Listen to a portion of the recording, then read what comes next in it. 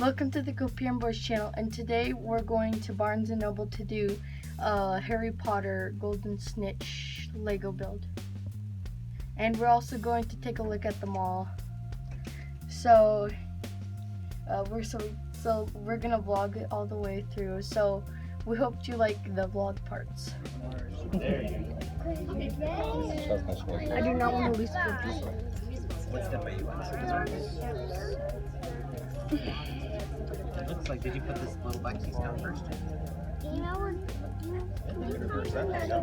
you got the screen drop on your benches. Or the gray one? And Okay, good. So this is a Slytherin wrap.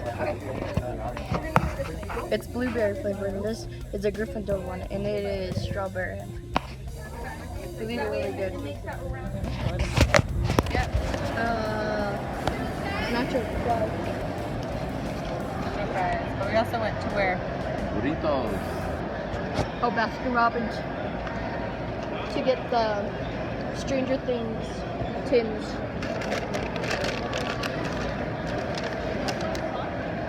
The two flavors we got were butterscotch and 11-7. What is it? USS Butterscotch. Oh yeah. It's still butterscotch.